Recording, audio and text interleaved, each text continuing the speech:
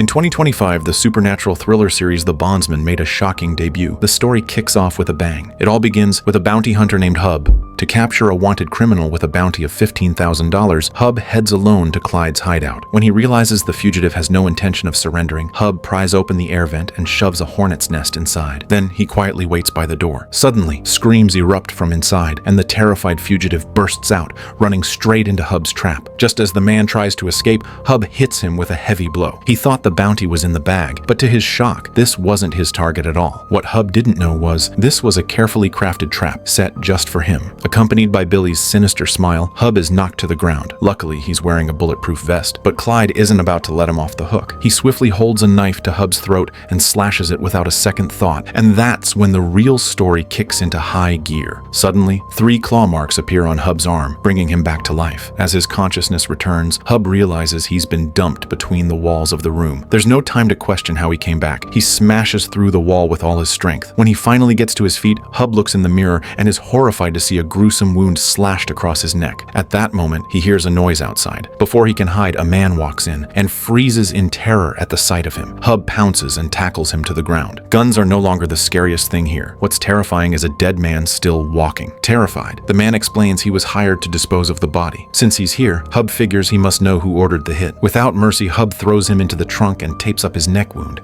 That's when Hub notices the claw marks on his arm. They won't rub off no matter what, but instead of seeking revenge immediately, he drives home. After all, he's already dead. What's there to be afraid of? However, as soon as he pulls into his garage, a strange telemarketing call comes through. Hub thinks it's just another annoying sales call and ignores it. Little does he know, this call is tied to his fate. When he goes to the bathroom to stitch up his wound, he's shocked to find his neck has already healed, leaving only a faint red line. Still confused, Hub goes to his mother's house, where he catches the local preacher trying to convince her to return to church. After throwing the preacher out, Hub learns from his mother that the Earl brothers, Billy and Clyde, who killed him, were bailed out last week by Lucky, the current boyfriend of Hub's ex-wife. It all clicks now. Lucky wanted him out of the picture to take full custody of his son. Furious, Hub prepares to confront Lucky, but with his ex-wife in the way, he knows he needs a foolproof plan. While forging an arrest warrant, another call from Pot Gold comes through, driving him to rip the phone cord from the wall. But the next second, every phone in the house starts ringing, all from Pot Gold. Hub curses under his breath. Since when did salespeople get this desperate? But he doesn't have time to dwell on it. There are more pressing matters. Armed with a shovel and fertilizer,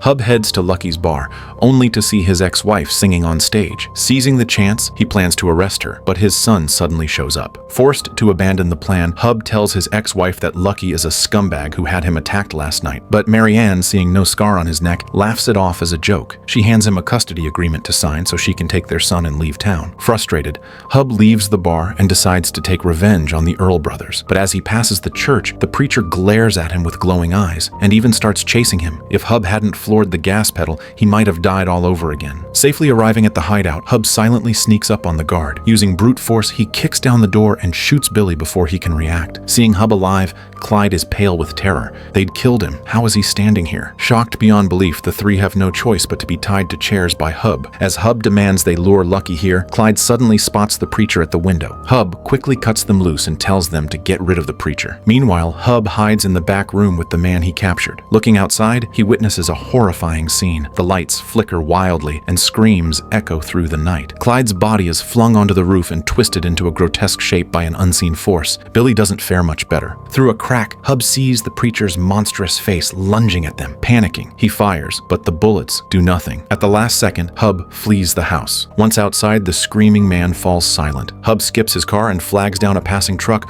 ordering them to drive him home. But when he arrives, he finds his mother sitting with a stranger. The woman bluntly says, "It's too hard to reach you, Hub, so I had to come in person." Her name is Midge, and she informs Hub that he's dead and went straight to hell. The only reason he's standing here is that they temporarily revived him. He can think of it as parole. From now on, Midge tells him he's working for them. He's still a bounty hunter, but now his targets are demons. Afraid his mother might worry, Hub tries to refuse, but the consequence is immediate death. Realizing she's serious, Hub tells his mother everything, but she's confused. Her righteous son ending up in hell? Midge doesn't answer, instead explaining Hub's job, sending escaped demons back to hell. If he fails his quota, he'll be recalled and never see the human world again. Before Hub can ask questions, Midge hands him an employee handbook and leaves, warning him never to contact her again. Meanwhile, Lucky arrives at the hideout, ready to scold the brothers for failing to kill Hub, but all he finds are their mangled bodies. Terrified, Lucky tries to flee, only to find Hub's car parked nearby with cries for help coming from the trunk. He cautiously opens it and finds the tied-up man inside, who tells him everything was Hub's doing. At that moment, Hub receives a fax, listing a demon's name and exact coordinates. His mother researches it and finds the target is none other than Preacher Ron. It turns out, just the day before, Ron discovered the church's power had gone out. When he turned it back on, strange things began to happen. His poster spontaneously caught fire, burning holes only in the eyes. As the lights flickered, a demonic face appeared in the mirror. Ron grabbed his crucifix and recited the Bible, sprinkling holy water everywhere, but the mirrors shattered where the water touched. In a blind spot, a bolt of electricity leapt into the holy water. The water boiled instantly, and when Ron tried to use it again, the demon entered his body through his arm. His eyes burned with blue flames, and moments later, he fell silent. The demon had successfully possessed him, healing the wounds on his face as it stood up. Hub gears up to hunt the demon, but his mother insists on coming along, claiming her experience as a bounty hunter can help. Though Hub tells her to stay in the car, Kitty won't back down. They enter the church and find half a human face on the floor. They conclude the demon has already left. For safety, Hub goes to the bar to find his ex-wife. He signs the agreement, urging her to leave town with their son. Back home, Hub realizes the demon's approach makes the lights flicker wildly. Maybe this clue can help track it down, but Kitty still struggles to understand why her son went to hell. Hub shakes his head. Maybe it's a mistake. But from his expression, it's clear there's more to the story. To dodge the topic, Hub enters his armory, choosing tools for demon hunting. Once ready, the two follow the flickering streetlights to the demon's lair. Again, Hub tells his mother to stay in the car, and he enters the warehouse alone. Inside, he sees bloody symbols on the floor, an ongoing ritual. Above, a man hangs upside down, and the flashlight dies. Hub is lifted into the air by a mysterious force, and the demon appears, slamming him into the wall. Thanks to his previous death experience, Hub survives. Knowing he can't beat the demon head-on, he lures it into his trap. Once caught, he fires a tranquilizer, but ordinary weapons do nothing. The demon roars at Kitty, shattering her concentration. It shatters Hub's leg,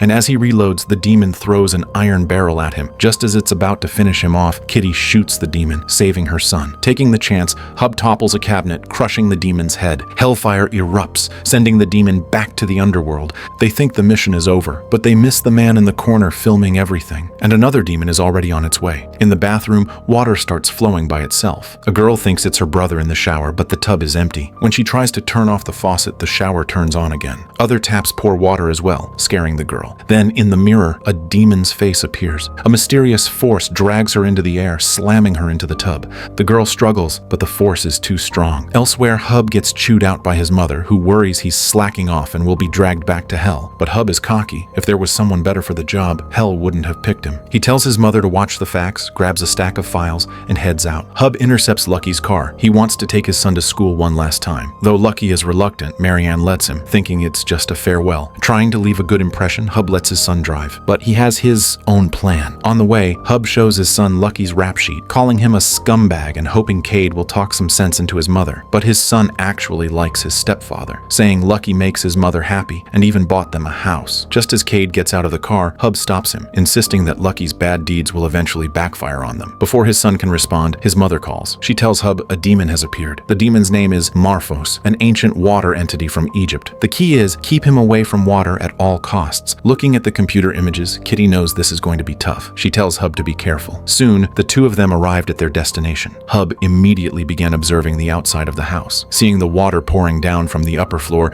he was certain the demon was inside. Using his expert lockpicking skills, Hub opened the door. But as soon as he stepped inside, he found the floor covered in water stains. And when he entered the bathroom, it looked more like an ocean than a bathroom. Yet there was no sign of anyone. Judging by the bloodstains on the wall, the demon had already left. If it blended into the crowd, it could cause unimaginable disaster. However, in this small town known for its water, there were hundreds of ponds and streams nearby. Figuring out where to search next was a tough question, but that wasn't the worst of it. What was worse was that the man had already handed the photos from last night to Lucky. He believed Hub and his mother were witches, performing some kind of evil ritual. As a firm materialist, Lucky didn't believe in ghosts or demons. But now with these photos, he thought he might finally force Hub to stay away from his girlfriend. Soon, Lucky arrived at Hub's house, but Kitty didn't show him any courtesy. Seeing that he couldn't persuade her, Lucky had no choice but to leave the photos behind and warn Kitty to keep Hub away from his family, or he wouldn't be so polite next time. Looking at the photos, Kitty realized this was serious trouble. She needed to find a way to shut Lucky up. Meanwhile, Cade was helping Hub search for the demon's tracks, but Hub couldn't tell his son the truth, so he simply apologized for mentioning Lucky earlier, saying he shouldn't have said those things. At that moment, Hub spotted a broken fire hydrant. He immediately immediately told his son to stop the car. Using the map in his hand, he found the nearest water source to the girl's house, a swimming pool. They rushed over without delay. Hub climbed in through the bathroom window and saw water everywhere. On the floor not far away, he found a janitor's shoe. Following the trail, he found the other shoe in the main hall. Just as Hub was about to approach, he saw a shocking sight. The dead janitor was standing firmly underwater, surrounded by triangular runes. While Hub struggled to make sense of it, the demon launched an attack from beneath the diving board. Pushing Hub into the pool, the demon pinned him down, forcing him to sink to the bottom, trying to drown him alive. But Hub wasn't going to give up that easily. He quickly pulled out his knife and slashed at the demon, continuing to fight back. But this only enraged the demon. It grabbed Hub by the neck, and his consciousness began to fade. At the critical moment, Hub's identity as a demon hunter kicked in. He stabbed the knife straight into the demon's eye. As hellfire erupted, another demon was sent back to where it came from. Thinking the mission was over, Hub was about to leave when suddenly, police cars arrived at the door. Worried the police might think he killed the janitor, Hub quickly called his son to drive away and then called the cops, reporting a young man driving under the influence. Since the sheriff was nearby, he was immediately dispatched to check it out. Once the police left, Hub removed the hard drive from the security cameras. His ex-wife was furious at his actions, starting a big argument with him, not realizing Hub was trying to protect their son. The two parted on bad terms. Back home, Hub was restless. He knew exactly why he went to hell. A month ago, Hub personally buried a girl, Cheryl, the missing person everyone in town was searching for. And ever since becoming a demon hunter, Hub constantly saw Cheryl staring at him from outside the window. This mental torment made him want to confess the truth. While he struggled with guilt, the fax machine sent him a new mission. This time, the target was Erdos, a so-called earth demon. While a man was eating lunch, Erdos silently snuck into his car. The man thought he was seeing things, until the demon grabbed his throat. Smoke slipped into his body. Grasping his neck in pain, the man tore open his own throat. As his eyes opened, the demon had completed its possession. When Hub arrived, he found only an empty police car. He tried calling for backup, but his mother was busy dealing with Lucky. To frame Lucky, Kitty first set his luxury car on fire. While he ran out to check, she hid demon-hunting weapons in his office desk and placed a bag of contraband in the drawer. Just as she was about to leave, she ran into Marianne. Even though Marianne suspected Kitty was up to no good, she didn't expose her. She just asked Kitty to persuade Hub to stop interfering with her life, but Kitty told Marianne to tell him herself. Helpless, Marianne turned on her phone's GPS tracking. Since his mother couldn't help and this demon was tricky, Hub decided to handle it alone. But just as he searched, Marianne found him using the GPS. Hub told her to leave immediately, but Marianne was still upset about yesterday. She demanded Hub apologize to their son, but with the situation urgent, Hub had no time for Marianne's tantrum. A noise suddenly came from nearby. Seeing Hub draw his weapon, Marianne finally realized the seriousness of the situation and panicked, trying to leave. But as she turned a corner, she saw a huge mound of dirt. Curious, Marianne went closer and saw a corpse with dirt stuffed inside its belly. Hearing her scream, Hub rushed over, doing his best to calm her down. Slowly, Marianne regained her composure. But as Hub led her away, she spotted a police officer scattering dirt, and she immediately called for help. But the man had already been possessed by the demon. Upon seeing them, he roared and charged. Hub fired at him, but ordinary bullets were useless. Marianne was stunned. She would have forgotten to run if Hub hadn't reminded her. The demon climbed the wall, quickly reaching Hub, pinning him to the ground. Seeing Hub struggle, Marianne grabbed an iron pickaxe from the shelf and drove it into the demon's back with all her strength. But it barely hurt the demon. It only enraged him more. At the critical moment, gunfire echoed. Hub had escaped and killed the demon, then took Marianne and fled the supermarket. Back home, Hub was still shaken. Discovering the existence of demons shattered Marianne's entire worldview. While cleaning up,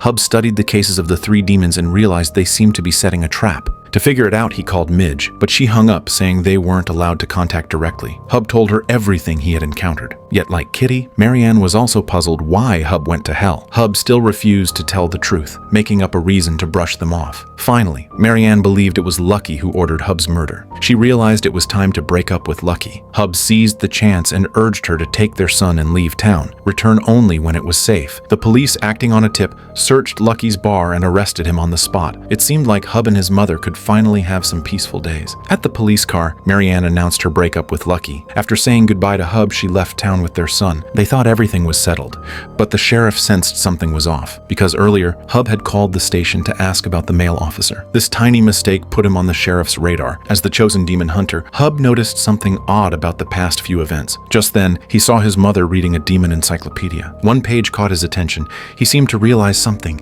Meanwhile, 2 more demons had escaped from hell and were looking for hosts. With a tire burst, a woman was thrown hundreds of feet away. When she came to, she saw the truck had flipped. Panicked, she ran to check on her husband, only to find both he and the driver crushed under the truck. At the same time, Hub discovered from the book that the three demons of water, earth, and electricity had all sacrificed a human. Combining their locations and the surrounding triangular runes, Hub deduced the next demons would be the wind and fire demons. Their positions were in the east and north. Connecting these points with a rope formed an inverted pentagram. Legend has it, this formation could reverse time and space. The demons were summoning something even more powerful. Realizing the seriousness, Hub went straight to Midge's house. But Midge wasn't happy to see him. Because demon hunters weren't supposed to contact their superiors directly, Hub urgently tried to show her the documents. Something big was coming. But Midge told him to leave at once. Hub had no choice but to mention he saw Midge's crowdfunding page and the article about her son's miraculous recovery. He realized hell had found Midge's weakness. 9 years ago, Midge's son had cancer. She sought treatment everywhere, but the high medical bills crushed her. Even after selling everything she owned, she still couldn't afford even a fraction of the costs. While she was searching online,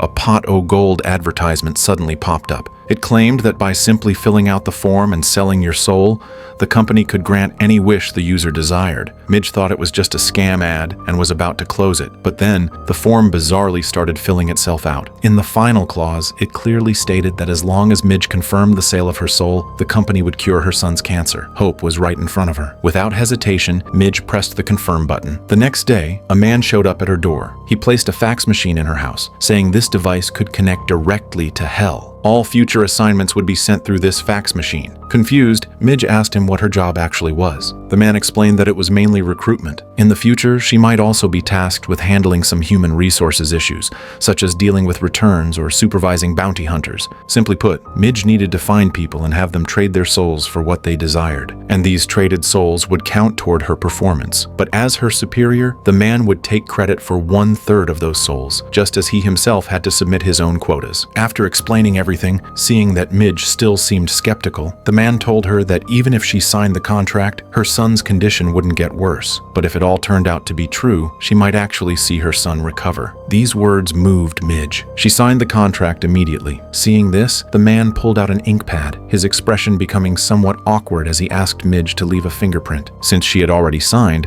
a fingerprint wouldn't make much difference. Suddenly, sharp spikes pricked her finger, and she pressed her bloody fingerprint onto the contract. The man quickly grabbed the contract, as if afraid she might regret it, and rushed to send it back to headquarters. As the contract took effect, Midge saw a different world through the mirror. Right after, 3 claw marks appeared on her arm. This was the mark of working for hell. From that day on, her son grew up healthy, but she had to travel around, tempting humans to sell their souls. After learning about Midge's experience, Hub felt they were both victims of fate. Why couldn't she help him out too? He immediately opened the files, wanting Midge to take a look. But Midge became furious, angrily saying that she and Hub were nothing alike. Hub was condemned to hell because of his own deeds, while she did it voluntarily, out of love for her son. As a manager, she didn't get involved in bounty hunter business. Hub thought this was too selfish. He angrily said that Midge could hide behind her quotas and signatures, but in the end, she was still sending living people into the hands of demons, so she had no right to act all noble in front of him. Hearing this, Midge ordered Hub to leave immediately. Seeing he couldn't convince her, Hub had no choice but to put down the files and storm out in anger. But on his way home, his mother called to tell him that another demon had appeared a few hours ago. Hub immediately guessed it was either a fire or wind-type demon. Kitty told him it was Sliferous, a wind-type demon. Its ultimate move was delivering the kiss of death to its victims. Following the clues, Hub arrived at the location, but all he saw were 2 pools of blood. Since the demon had killed humans to possess them, it meant there were 2 demons this time. Combining it with his investigation, Hub concluded they had gone east, because in the pentagram, the wind side was on the right, and that side had a river. To cross the river, they had to pass a bridge. Hub planned to set up an ambush there. He waited until nightfall and finally saw someone appear on the bridge. Using his scope, he confirmed they were demons. However, one of them was carrying a woman, which made Hub hesitate to shoot. To ensure he hit the right target, he turned on the spotlight and pulled the trigger without hesitation. The demon dropped the woman it was carrying, and just as it was about to move forward, it was shot as well. The other demon jumped onto the bridge. Because of the woman in the way, Hub suddenly didn't know what to do. But as he hesitated, a car suddenly rammed into him. Hub struggled to crawl out of the car, but just as he was about to grab his weapon, a foot pinned him down. It was lucky. He kicked Hub hard. Meanwhile, seeing that her son hadn't returned all night, Kitty anxiously arrived at the bridge, but only found a shell casing. She wanted to call him, but found Hub's phone left inside the car. At that moment, the police radio crackled. reporting a murder in town. Kitty rushed to the scene, praying it wasn't Hub. She pushed through the crowd and saw a woman lying dead inside a triangle rune. Realizing it wasn't her son, Kitty finally breathed a sigh of relief. To avoid suspicion, she tried to leave immediately, but the sheriff noticed her and asked what she was doing. Kitty explained she was delivering papers to the court. But who delivers papers wearing a bulletproof vest? Seeing her awkward but polite smile, the sheriff let Kitty go, but his suspicions deepened. At the same time, Hub was brought home by Lucky. The first thing Lucky did was take revenge on Hub. He tied him to a chair, planning to record a video forcing Hub to confess to murder. A month ago, when he found out Lucky was dating his ex-wife, Hub had gone to Lucky's bar trying to teach him a lesson, but he underestimated Lucky's bodyguards. After throwing a punch, he was beaten badly by them. Furious, Hub drank 2 bottles of liquor, and when the bar closed, he grabbed a weapon and stormed back, intending to kill Lucky to eliminate future trouble. Thinking he hit his target, Hub rushed forward to confirm, but to his horror, the person he shot wasn't Lucky. It was Cheryl, wearing Lucky's hat. Seeing the scene, Hub instantly sobered up. He had killed the wrong person. Watching Cheryl beg for her life, before he could call for help, Cheryl died. Panicked, Hub decided to hide the truth, but what he didn't know was that Lucky had witnessed him moving the body from upstairs. Now, Lucky was trying to force Hub to confess, but Hub wouldn't say a word. Seeing him so stubborn, Lucky resorted to torture. Just as he was about to continue, strange noises came from outside. Lucky thought it was Hub's mother coming back, ready to kill 2 birds with 1 stone. But then, something bizarre happened. While Lucky was being pinned down by the demon, Hub broke free from his restraints. He used his foot to hook a hammer, then used it to unlock his other handcuff. When Hub came out, he saw Lucky being pinned to the ground by the demon. Realizing his weapons were useless, Lucky crawled under a car in fear, but the demon wouldn't let him off so easily. It dragged him out and threw him hard against the wall. Hub quickly grabbed his weapon, not noticing the demon behind him. Only when he felt something strange did he turn around, carefully aiming and shooting the demon hiding on the roof. Noticing its partner was in danger, the other demon released Lucky, but before it could get there, Hub finished off the first demon. Lucky took the chance to flee in his car, reciting Bible verses as he drove away. Seeing the other demon approach, Hub pulled the trigger, but as he tried to finish it off, he realized he was out of bullets. With the demon waking up, Hub desperately grabbed a chainsaw. As the demon got close, he revved it up and plunged it into the demon's head. As flames roared, the 2 demons were sent back to hell. Not wanting to end up homeless, Hub quickly used a fire extinguisher to put out the fire. Then, he contacted his mother. Hearing her son's voice, Kitty abandoned her search and rushed back. While bandaging Hub, he was about to confess why he ended up in hell, but sirens outside interrupted him. His ex-wife had returned with their son. She wanted Hub to tell Cade about his demon hunting work, because Marianne had received a call from the sheriff during the day. The sheriff asked if she and Hub had been at the supermarket when it caught fire. Although Marianne lied perfectly, she didn't expect the outdoor cameras had captured them. Already suspicious of Hub, the sheriff now had evidence and ordered an investigation. Sensing trouble, Marianne brought Cade back to find Hub. With no choice but to confess, Hub told them everything. He tried to persuade his son to leave, but Cade insisted on fighting alongside him. And Marianne also chose to stay. Together, they cleaned up the demon's remains. At that moment, a strange ringtone rang. Marianne immediately recognized it as Lucky's phone, and she happened to know the password. Hub feared his ex-wife would discover his secret, so he warned her that the phone contained videos of Lucky abusing him, and she should be mentally prepared. Marianne, disgusted, threw the phone away and cursed Lucky as a scumbag. Taking the chance while she was gone, Hub smashed the phone with a hammer. But what he didn't know was that Lucky, after seeing the demons, had gone to the church, praying to God to make him a holy warrior, granting him the power to punish Hub. The family's reunion made Kitty no longer want to know why her son had ended up in hell, and Hub promised he was doing everything he could to make up for his mistakes. They thought things were finally looking up. But hell issued a new assignment. This time, the demon was called Peerless, a creature that dwelled in flames, volcanoes, and scorching abysses. It could unleash devastating flames, turning the entire area into a sea of fire. It was, without a doubt, a true fire demon. They had to take it down before the final sacrifice was completed, otherwise something far more terrifying would appear. Perhaps this would be Hub's final mission, and no one knew if, after completing it, he would earn his freedom or be dragged back to hell. For this, his mother suggested they all pray for him together, but the sound of sirens outside interrupted them. Midge arrived in a panic. She explained that this mission was extremely dangerous. If the fire demon completed the pentagram sacrifice,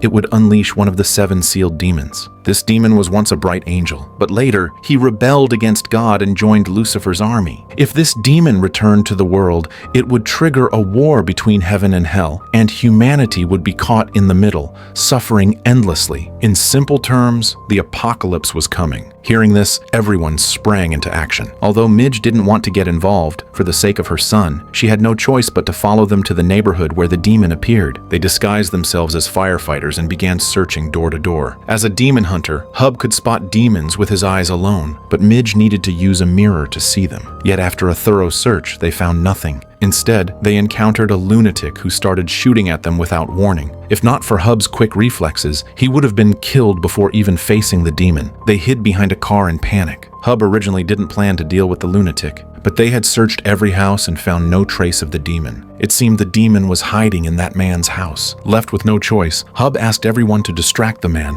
while he launched a sneak attack. After dragging the man out, Midge went inside to inspect the house. That's when she saw a little boy. The boy said nothing, just stared at them silently. Midge used her mirror and discovered the boy was actually the demon. But before she could react, cracks appeared on the ground. Midge tried to shoot, but seeing the boy looked just like her son, she couldn't bring herself to do it. The next second, disaster struck. Staring at the bottomless chasm, Hub realized Midge couldn't have survived. This meant the demon had completed the final sacrifice. One of the 7 demons was about to arrive, but no one knew which one it would be. The family gathered together in sorrow, worried that Hub might be dragged back to hell because of this. To lift their spirits, Hub began singing the song he once wrote with his ex-wife, but it only made the atmosphere heavier. Marianne found Hub alone and once again expressed her feelings for him. It seemed everything was said without words. Soon after, Hell sent another mission. This time, the target was Lilith. It was said she was the 2nd most powerful demon, only behind Lucifer. But when Hub saw the coordinates, shock appeared on his face, because Lilith had appeared exactly where he buried Cheryl. Lilith, now resurrected,